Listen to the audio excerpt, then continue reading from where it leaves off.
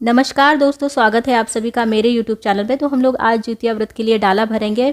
तो डाला जो होता है बांस का होता है, लेकिन अगर आपके पास बांस का डाला नहीं है तो आप स्टील की थाली में भी इसे रख सकते हैं। बस थाली को साफ से धो लीजिए और उसको पोंछ लीजिए, फिर आप उसमें बाकी पूजा की सामग्री रख सकते हैं।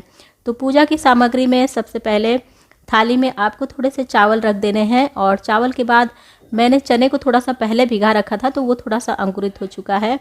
अंकुरित चना यहाँ पर रख देना है, और उसके बाद ये नारियल है, नारियल को 5 बार पीले वाले सिंदूर से टीका लगा देना है।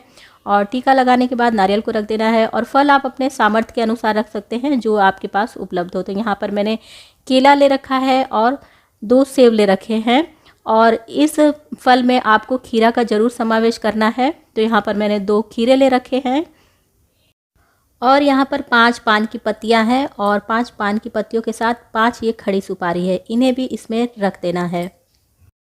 और यहाँ कुछ सूखे मेवे भी हैं, जिनमें 5 बादाम, 5 किशमिश और 5 मखाना है। यहाँ पर 2 गुड़हल के फूल हैं, इसे अड़हुल का फूल या फिर हिबिस्कस फ्लावर भी कहा जाता है, इसे भी यहाँ पर रख देना है। और यहाँ पर सबसे ज़रूरी चीज़ ये है जितिया को अच्छी तरह से धो के साफ़ करना है, और इस तरह के लाल धागे में इसे गूँथ लेना है। और गूँथने के बाद ये जो है सरपुतिया की पत्ती है, इसके ऊपर रख देना है, और इसके साथ एक और ये लाल धागा है, इसे भी इसके साथ रख देना है। और इन सब चीज़ों को रखने के बाद भी इसे पूजा की थाली में रख देना है। अगरबत्ती और माचिस भी रख देना है, और अगर आपके पास सामर्थ्य हो तो एक नई साड़ी रख देनी है, और अगर नई साड़ी आप नहीं ले सकते हैं तो एक छोटा सा ब्लाउज का पीस भी आप लेके रख सकते हैं लाल कलर का। और यहाँ पर सबसे लास्ट में मैं यहाँ पर मिठाई रख रही हूँ। तो ये जितिया व्रत की चीनी की मिठाई है, ये हमारे यहाँ बहुत ज़रूरी होती है प्रसाद में चढ़ाने के लिए।